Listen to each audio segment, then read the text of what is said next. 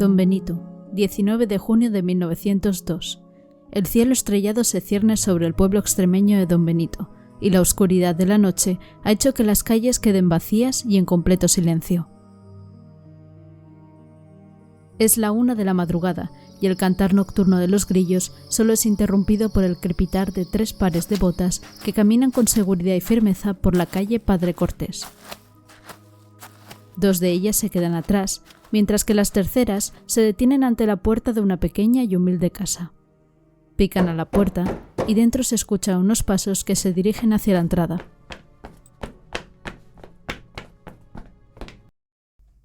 ¿Quién va?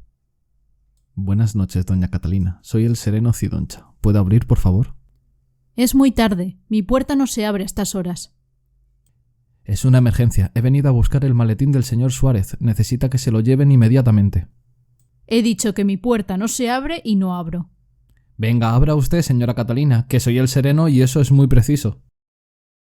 Tras unos instantes de vacilación, los pasos se alejan y vuelven a acercarse pocos minutos después. Doña Catalina le pide al sereno que se acerque a la ventana e intenta pasarle el maletín por allí, pero el tamaño de este y la estrechez de los barrotes impiden la operación. Por ello, a Catalina no le queda más remedio que abrirle la puerta para poder entregárselo. Muchas gracias. Disculpe la molestia, pero ¿sería usted tan amable de ofrecerme un vaso de agua? Por supuesto, espere aquí un momento. La señora se aleja nuevamente para ir hasta la cocina por un vaso de agua y regresa inmediatamente con él. Tras beber, el sereno se lo devuelve. Es usted muy amable, doña Catalina. No la molesto más. Voy a llevarle el maletín al doctor. Le deseo buenas noches. Igualmente, señor Cidoncha. Buenas noches y que tenga un buen servicio. Catalina cierra la puerta tras él, pero inmediatamente se ve atacada por 2 individuos que se habían mantenido escondidos en la oscuridad, dentro de la casa. Los 2 comienzan a golpearle la cabeza sin parar, mientras la mujer grita pidiendo auxilio. No detienen su ataque hasta que ésta no cae al suelo sin vida y los gritos cesan. No obstante, dentro de la casa aún se escuchan otros pasos apresurados que corren dentro de una de las habitaciones y se oye el sonido de un cerrojo que bloquea la puerta. Es Inés María, que al escuchar los gritos de su madre ha echado corriendo la frágil aldabilla de la puerta de su cuarto para resguardarse. No obstante, los asesinos no tardan en echar la puerta abajo de una patada y entran a la habitación con la intención de violarla. Inés se resiste todo lo que puede e inicia un intenso forcejeo con sus 2 agresores. Logra escabullirse y se oculta rápidamente bajo la cama de la otra habitación, pero los 2 individuos la agarran por los pies y la sacan de debajo de la cama. En su empeño por abusar sexualmente de ella, al ver que no lo consiguen ya que se defiende con uñas y dientes, la asestan varias puñaladas hasta que el cuerpo de Inés, ya sin vida, deja de resistirse. No se sabe a ciencia cierta qué pasó después. Quizá la violaron una vez muerta, quizá no, pero una cosa es segura: Inés luchó por su vida y por proteger su honra hasta el último aliento.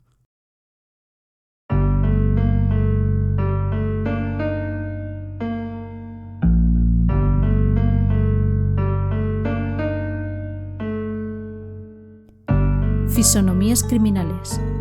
Capítulo 3. El crimen de Don Benito o el crimen del caciquismo. Empezamos ya el tercer capítulo del podcast y antes de adentrarnos en un nuevo crimen, me gustaría pediros disculpas ya que este capítulo debería haber salido el lunes pasado como ya es costumbre, pero debido a algunos problemas personales, lamentablemente me ha sido imposible sacarlo hasta hoy. No obstante, y por otro lado, quiero daros las gracias de todo corazón por la buena acogida que está teniendo el podcast hasta la fecha. Con apenas 2 capítulos publicados, no esperaban ni mucho menos que fuera a gustar tanto y, de verdad, agradezco todo el apoyo que le estáis dando. Soy de ese tipo de personas que es muy exigente con todo lo que hace y siempre tengo la sensación de que nunca nada de lo que hago es suficientemente bueno, pero ver vuestro entusiasmo y seguimiento me anima a continuar mejorando para traeros contenido que sea cada vez de mejor calidad. Y como apunte, creo que es necesario decirlo ya que antes ha aparecido una.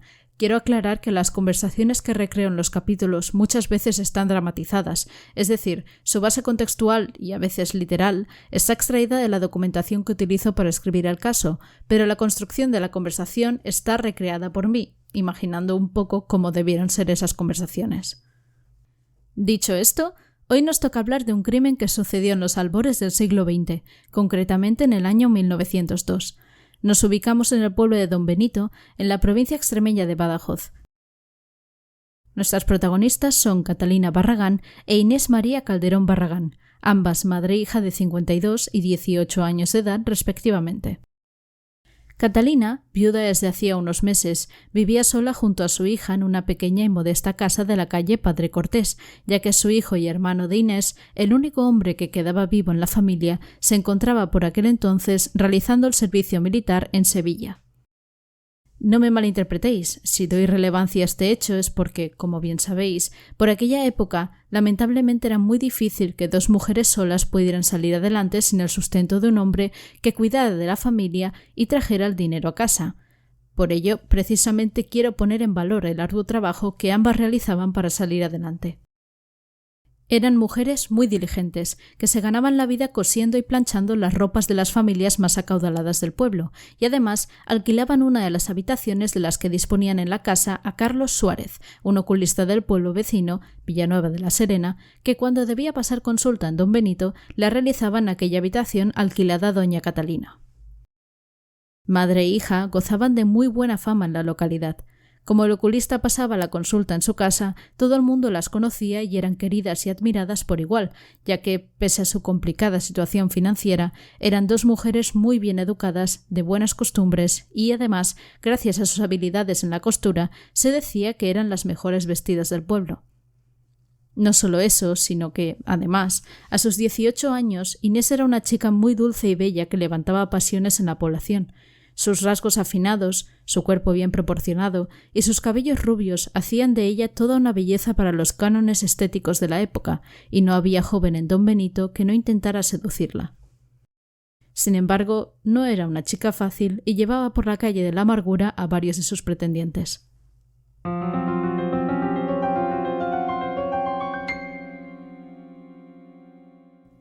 El crimen de Don Benito, no obstante, fue mucho más que el asesinato de dos mujeres bellas queridas por todo el pueblo. Fue un crimen que pasó a la historia de la crónica negra española por la brutalidad con la que se cometió y, además, por sus connotaciones caciquistas. Es decir, por resumirlo brevemente, el hecho de que una persona gobernante utilice sus influencias y su fuerza política para hacer y deshacer lo que desee con los más débiles. Pero no quiero adelantarme a los acontecimientos, comprenderéis esta parte más adelante. Situémonos en la mañana del 19 de junio de 1902 en Don Benito.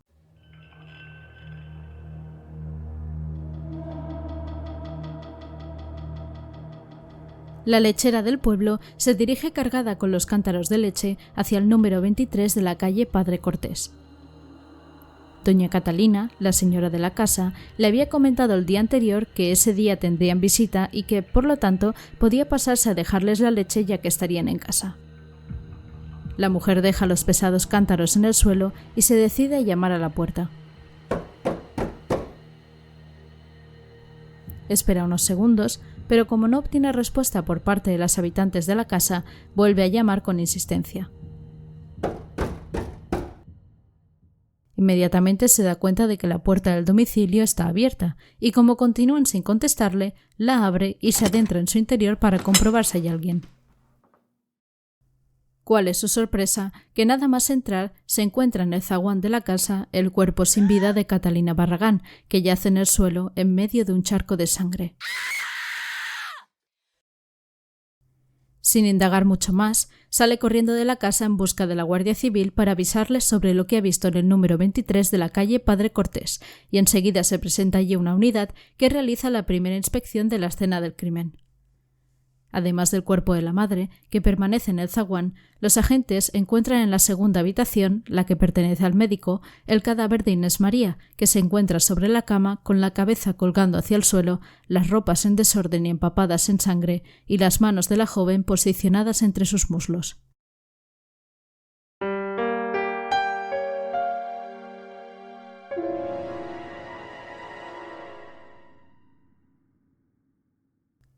A primera vista, la casa en general presentaba múltiples señales de violencia y las paredes estaban manchadas de sangre. La madre había sido apuñalada y tenía la cabeza destrozada a golpes, pero el cuerpo, que había quedado más mal parado, había sido el de Inés, que presentaba numerosas magulladuras, arañazos y muchísimas heridas provocadas probablemente con un arma punzante. Sin embargo, la Guardia Civil no podía sacar demasiadas conclusiones hasta que no se realizara la autopsia y el levantamiento de los cadáveres. No fue hasta el 20 de junio, el día siguiente de haberse cometido el crimen, que se practicaron las autopsias en la propia casa de las víctimas. Comenzaremos hablando del cadáver de Catalina, la madre, de la cual el informe postautopsia dijo lo siguiente. Colocado sobre la mesa, el cadáver de doña Catalina Barragán se ve que pertenece a una mujer de unos 50 años aproximadamente, bien constituida, pelo castaño claro, vestida con una chambra de porcel negro, falda de la misma clase, camisa de algodón, un zapato a medio poner en el pie derecho, sin medias, las ropas todas empapadas de sangre, así como la cara y la cabeza, la boca y los ojos entreabiertos, y las manos, sobre todo la izquierda, llenas de sangre, el pelo suelto y en desorden. Al enumerar las heridas, dejando tecnicismos médicos, y para hacernos una breve idea, se explica que tenía 2 heridas incisas en la parte posterior izquierda del cuello, otra en la zona que conecta la mandíbula con el lateral derecho de la cabeza y que seccionó una arteria. Otra que seccionó también la arteria temporal, que se encuentra en la sien. Otra en la región frontoparietal izquierda, seccionando el hueso, y otras 2 en el parietal derecho. De ellas, 4 eran mortales de necesidad, 2 graves y las restantes leves, y se dice que la muerte debió ser casi instantánea, por lo que, al menos, sabemos que Catalina no sufrió. Por otro lado, el informe de la autopsia realizada al cadáver de Inés explica que tenía los ojos y la boca entreabiertos, asomando un poco la lengua, y además se notaban las impresiones de dedos ensangrentados en la parte interna de sus muslos y un ligero moretón en la rodilla izquierda. Respecto a las heridas, no quiero entrar en detalles porque fueron 21 en total, pero resumidamente unas 7 se realizaron en la cabeza, reduciendo a papilla los huesos del cráneo, seccionando varios vasos sanguíneos y provocando la salida de una gran cantidad de masa encefálica.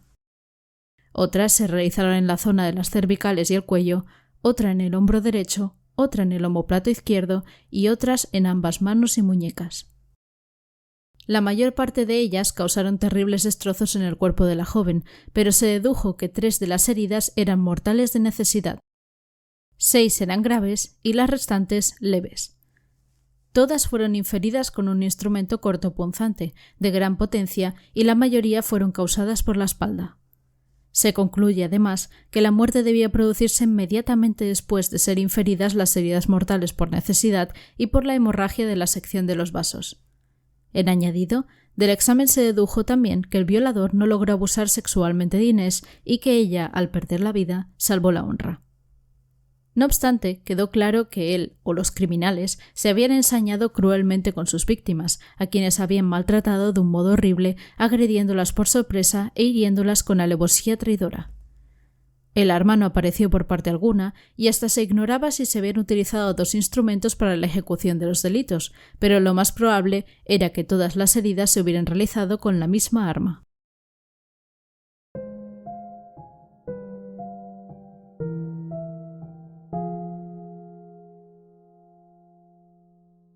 La noticia del crimen corrió como la pólvora, y la prensa, no solo la regional sino también la nacional, no esperó para publicar los primeros artículos con lo sucedido. No obstante, yo soy partidaria de abogar siempre por lo local, así que os recitaré una carta al director que se publicó el mismo 20 de junio en el periódico La Región Extremeña. Señor director de la Región Extremeña, muy señor mío y amigo. Acaba de ocurrir en esta localidad un sangriento crimen que ha consternado al vecindario. Catalina Barragán e Inés María Calderón Barragán, la primera de 52 años de edad y madre de la última, encantadora joven que apenas contaba con 18 años de edad, dotada de una hermosura incomparable, han aparecido asesinadas en su casa al amanecer de hoy, debiendo haber ocurrido tan terrible suceso por la noche, cuando se encontraban durmiendo las desdichadas víctimas.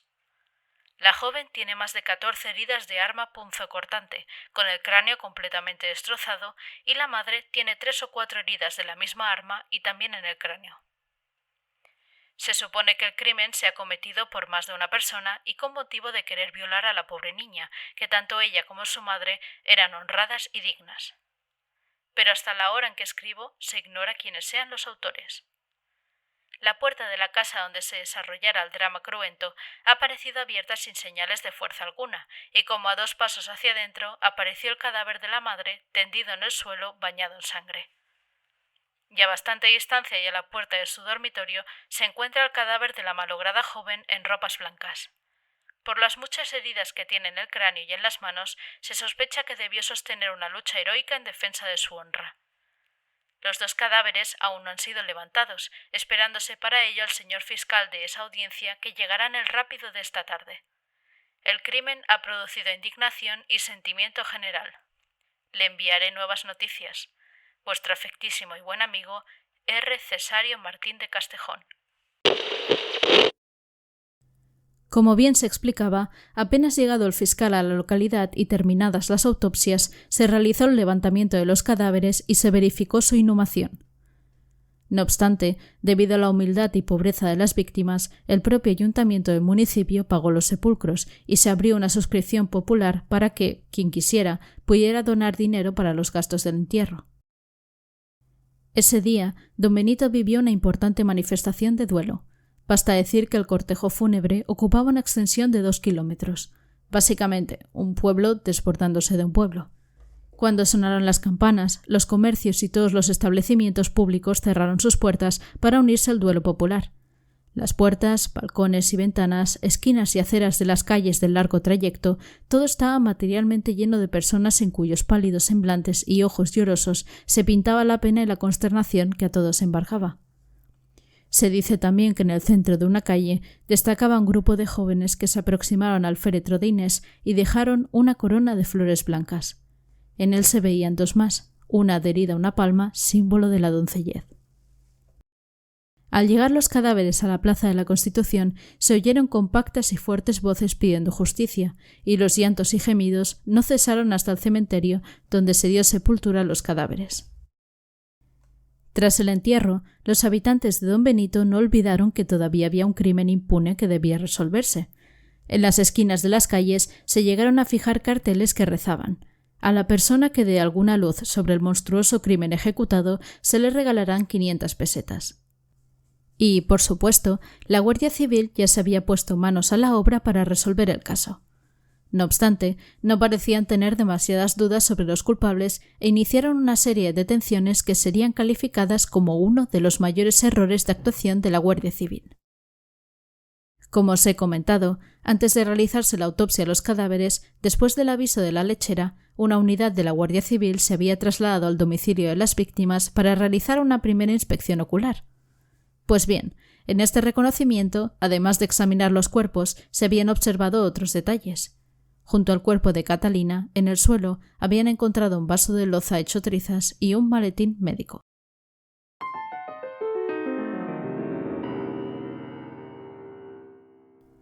Evidentemente, las primeras sospechas fueron dirigidas hacia el oculista que tenía alquilada una habitación en el domicilio, Carlos Suárez, a quien, además, un testigo anónimo había acusado de mirar con deseo a Inés. Por otro lado, los agentes también pusieron en su punto de mira a Saturio Guzmán, un mozo del pueblo que estaba perdidamente enamorado de Inés. Y así, sin muchas más pruebas, ambos son detenidos como sospechosos del crimen y encarcelados. En aquellos tiempos, además, era frecuente la aplicación del 3er grado a los sospechosos de haber cometido algún crimen, es decir, que ambos fueron sometidos durante días a duros interrogatorios que incluían grandes dosis de violencia y malos tratos. Pero el pueblo donbenitense sabía que ellos no podían haber sido los autores del doble crimen y comenzaron a amotinarse de forma airada por las calles pidiendo justicia para las víctimas. El gobierno, que temía un levantamiento popular dado el grado de indignación creado por el suceso, hizo que los investigadores se precipitaran y habrían seguido por el camino equivocado si no hubiera acudido en su socorro el clamor popular, ya que en las calles únicamente resonaba una acusación: ha sido el señorito García Paredes. Pero, ¿quién era García Paredes? ¿Y por qué el pueblo le acusaba? Pues bien, Carlos García de Paredes, y creo que ahora comenzaréis a entender a qué me refería al principio con lo de el crimen del caciquismo, era el cacique local, es decir, el señorito del pueblo, aquel que tenía poder, dinero e influencia en aquellas tierras.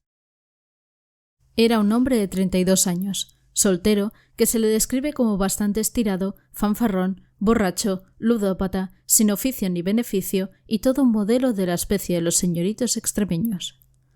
Además, era bien sabido entre todos que en los meses previos al crimen había estado acosando, hasta el punto de producirle pesadillas, a Inés, que siempre la había rechazado. Y, para rematar, su comportamiento en el pasado le brindaba un historial acorde a la violencia del crimen. Se decía que había apaleado a un sereno, violado a una deficiente mental y apuñalado a su propia madre. Aun así, con todo eso, García de Paredes, al que llamaban Don Carlos por las propiedades e influencias de su familia, era alguien muy importante en el pueblo y es posible que por ello la autoridad no se terminara de decidir a detenerle o, mínimamente, interrogarle. Pero las investigaciones no avanzaban. Tanto el médico como el chico enamorado de Inés llevaban días encerrados, siendo sometidos a duros interrogatorios y aún así aún no se había obtenido una confesión o sacado nada en claro. El clamor popular, además, aumentaba día a día, llegando la muchedumbre en sus manifestaciones a tirar piedras contra el ayuntamiento, la casa del alcalde e incluso la del cura, al que además llamaban traidor al considerar que sabía quiénes eran los asesinos, pero estaba protegiendo a los criminales apoyándose en el secreto de confesión. Por mucho que García de Paredes se sintiera salvo y protegido por el poder de su familia, finalmente la Guardia Civil no tuvo más remedio que dirigir sus investigaciones hacia él. El día 27 de junio se realizó un primer registro al domicilio del señorito, donde se encontraron una americana usada y unos zapatos, ambos llenos de sangre. Cuando se le preguntó por la procedencia de aquellas manchas sanguinolentas, contestó que eran de liebres que había matado, pero se pilló al criado del señorito, Juan Rando, tratando de limpiar las manchas del traje antes de ser analizadas. De todas formas, las investigaciones no quedaron únicamente ahí. En sus charlas con los pueblerinos, para saber si alguien podía aportar más información, descubrieron que don Carlos García de Paredes había asistido al acto de sepultura de las víctimas y había aportado 10 pesetas a la suscripción abierta para pagar los gastos del entierro. Además, se decía que yendo con la comitiva hacia el lugar de sepultura, había sacado la petaca y al querer tomar un cigarro se le cayeron varios al suelo, por causa de temblarle las manos. Con todo esto, el 3 de julio de 1902, la Guardia Civil detuvo a Carlos García de Paredes como sospechoso de haber perpetuado el crimen.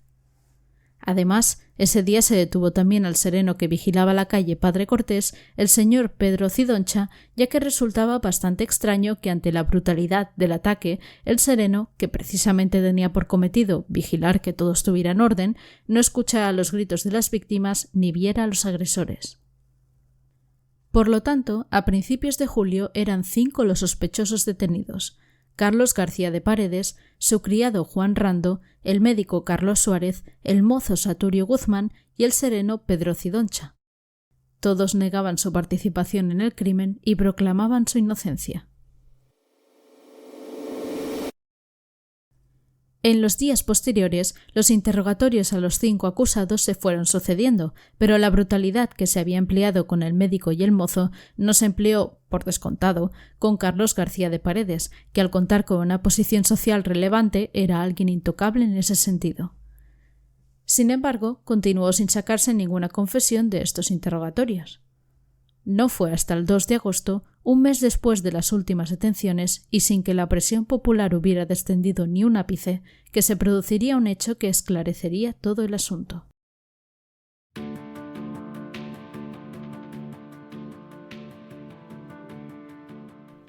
Ese día, un joven del pueblo se presentó ante la Guardia Civil alegando que había sido testigo de todo lo sucedido la noche del 19 de junio.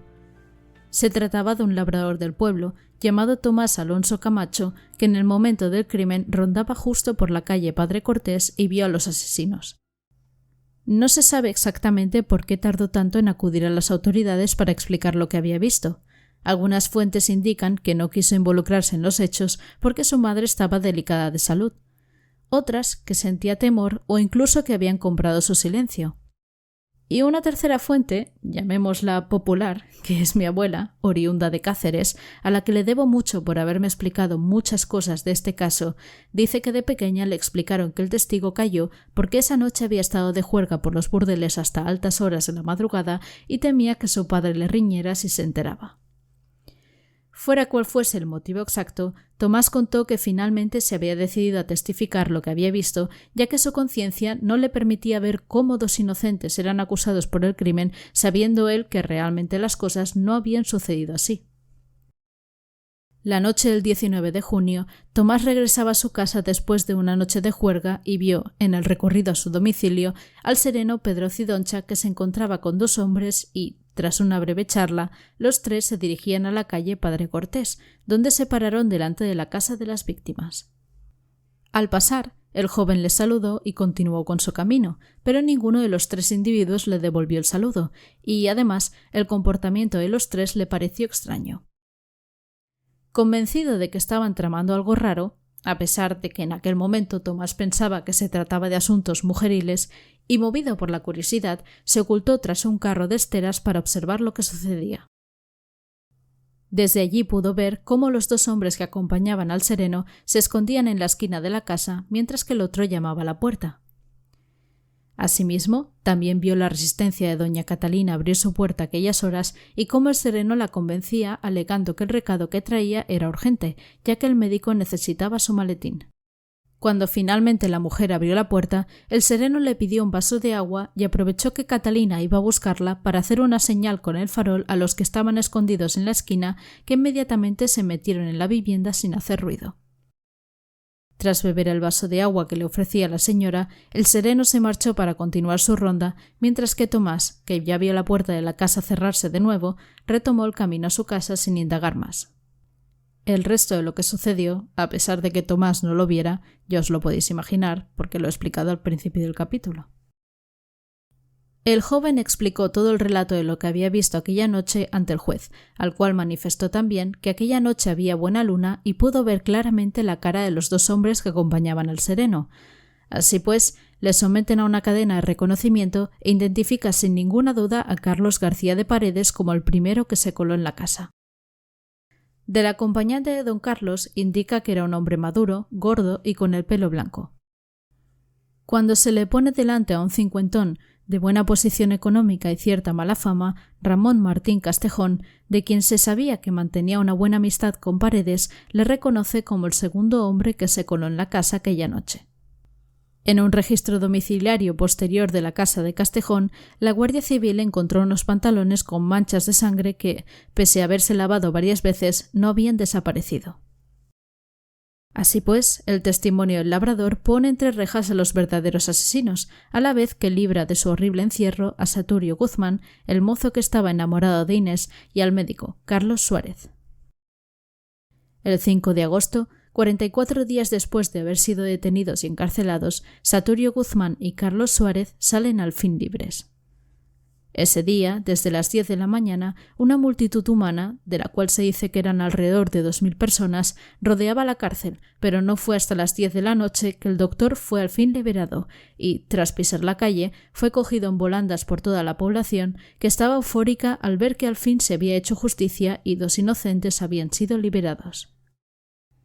Sin embargo, se dice que el médico quedó tan afectado por los maltratos vividos en la cárcel que nunca volvió a ser el mismo.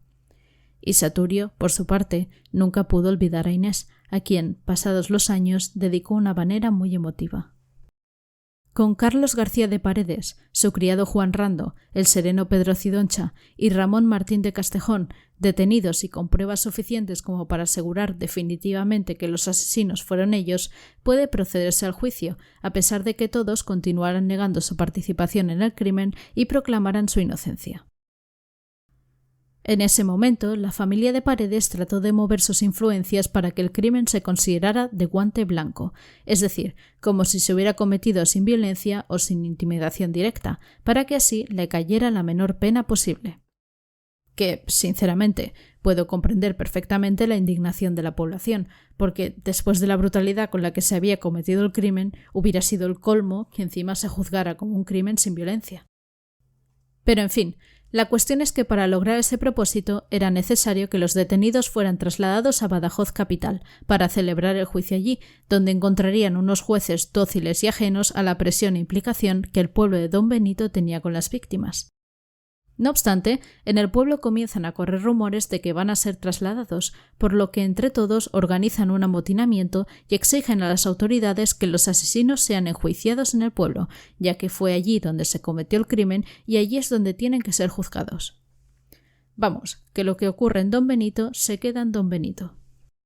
Imaginaos si era grande la indignación del pueblo, harto de tantos años de represión y caciquismo, que temiendo que pudieran aprovechar la noche para trasladar a los presos a Badajoz, se organizó entre la población grupos de vigilancia nocturna y diurna delante de la puerta de la cárcel para que fuera imposible el traslado.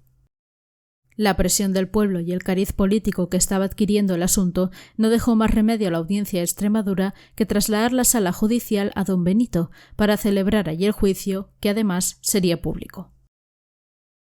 Así pues, el 18 de noviembre de 1903, más de un año después del asesinato, el tribunal dictó sentencia en Don Benito.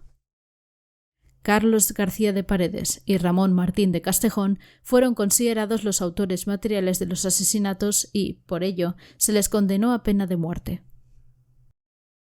Por su parte, el Sereno, al que se consideró colaborador pero sin intervención directa en el asesinato, fue condenado a cadena perpetua. Y, por último, el criado de Paredes quedó en libertad y sin cargos, ya que el pobre había sido presionado por su amo y amenazado con ser despedido y sin tener un futuro laboral en el pueblo si no colaboraba para deshacerse de toda la ropa que llevaba al día del crimen. Una vez dictada la sentencia condenatoria del tribunal, solo quedaba esperar a las ejecuciones. Pero ni siquiera en este momento logró tranquilizarse el pueblo, pues volvió a correr el rumor por las calles de que los reos serían llevados a Badajoz para la ejecución, y temían nuevamente que esto se realizara con el fin de que, una vez en la capital, les perdonaran la vida. Sabían perfectamente cómo funcionaba el sistema, y era demasiado fácil para personas con la influencia de Paredes el poder librarse de la sentencia. De hecho, don Carlos estuvo muy tranquilo en todo momento, ya que estaba convencido de la importancia de su nombre y de poder librarse de la muerte. Por ello, el pueblo se echó de nuevo a las calles para pedir que las ejecuciones no solo se realizaran en Don Benito, sino que fueran públicas, en la plaza del pueblo, para que los vecinos pudieran ver con sus propios ojos cómo morían. La Audiencia de Extremadura, que temía cada vez más un levantamiento popular definitivo, accedió nuevamente a la petición, pero acordó una decisión intermedia respecto a la ubicación. Las ejecuciones serían públicas, pero se realizarían en el patio de la cárcel y no en la plaza del pueblo. La fecha establecida por el tribunal para la ejecución fue el 5 de abril de 1905, 2 años después. Llegada la fecha, los reos fueron sacados de sus celdas sobre las 8 de la mañana y llevados hasta el patíbulo. El primero en pasar por el verdugo debía ser don Carlos, al cual su semblante sereno y confiado de los últimos años le traicionó. Ya no parecía el mismo y tenía el miedo grabado en su rostro. Además, presentaba un aspecto completamente desaliñado, gritaba hasta quedarse sin aliento que era inocente y llevaba los pantalones manchados de orines, ya que se había literalmente meado de miedo. Ese día su suerte y sus influencias se agotaron, pues Carlos García de Paredes murió degollado por la mano del verdugo en el garrote vil. Por su parte, Castejón mostró una actitud completamente contraria a la de su compañero. Llegó al patíbulo haciendo un sobreesfuerzo de entereza y fortaleza interior, aunque también proclamó a gritos su inocencia a las gentes asistentes. De hecho, interpeló directamente al alcalde del pueblo. ¿Usted me cree, señor Farelo, cuando digo que soy inocente? Sí, le creo. Entonces, ¿por qué me matan? No sabemos si el alcalde dio respuesta a aquella última pregunta, pero lo más triste de todo es que cuando intentaron colocarle el dogal alrededor del cuello para degollarle, les fue imposible, ya que Castejón padecía de bocio y eso impedía que cupiera. Por ello, tuvieron que darle una primera cuchillada para hacer entrar el hierro y, posteriormente, le degollaron. No he logrado encontrar en ningún sitio si esto efectivamente fue así, aunque sinceramente no me cuesta mucho creerlo por el contexto, pero mi abuela dice que cuando era pequeña le explicaron que, una vez los asesinos ya estuvieron muertos, las mujeres del pueblo se armaron con leznas, agujas y tijeras y les fueron pinchando y escupiendo una a una a medida que pasaban por su lado. Querían estar seguras de que realmente estaban muertos.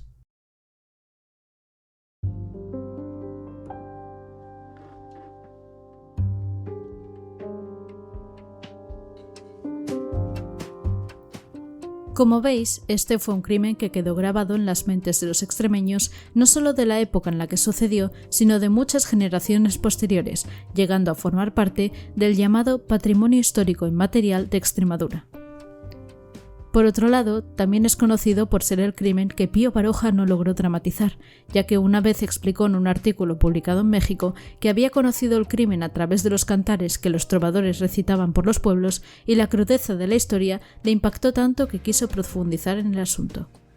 Sin embargo, finalmente nunca fue capaz de escribir la obra de teatro que se había propuesto, ya que, como él mismo explicaba, le temblaban las manos al pensar en ella e intentar recrearla. Pero sí, tal y como explicaba Baroja, durante años se recitaron cantares por las ferias que explicaban el crimen de Don Benito. Mi abuela recuerda grabada a fuego una frase de uno de los cantares que escuchaba de pequeña. En el pueblo de Don Benito no puede haber mozas guapas, porque Don Carlos Paredes, de la que no goza, la mata. Es interesante pensar que este crimen puede mirarse desde ópticas muy distintas. Hoy en día lo calificaríamos como un crimen machista, cometido por un hombre que, tras desear a una mujer e intentar abusarla sexualmente, al no conseguirlo, la mata. Es esa lamentable idea de si no eres para mí, no serás para nadie. Pero en su época, el crimen tomó un cariz mucho más político e ideológico. Era más bien el abuso de poder de la clase alta sobre la clase baja. Carlos García de Paredes era el cacique del pueblo, el que ostentaba el poder y la riqueza, y por ello se creía con el derecho de poseer todo lo que quisiera de las clases más humildes, ya que literalmente todos eran su propiedad. Era como volver a la época feudal, en la que las gentes del pueblo eran vasallos y súbditos del señor que ostentaba la tierra. Pero precisamente por ello, al crimen de Don Benito se le ha denominado también como el crimen del caciquismo.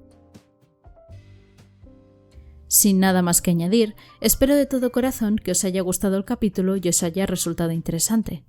No quiero ser pesada, pero sí os pediré por favor que si realmente os gusta el contenido podáis darle un me gusta o incluso comentar qué os ha parecido, en qué puedo mejorar. Vuestro feedback me ayuda muchísimo para conocer realmente la acogida del podcast y saber en qué debo mejorar para traeros el mejor contenido posible. Eso es todo. Nos vemos dentro de 2 semanas con un nuevo episodio, en esta ocasión del siglo XXI. Muchas gracias por escucharme.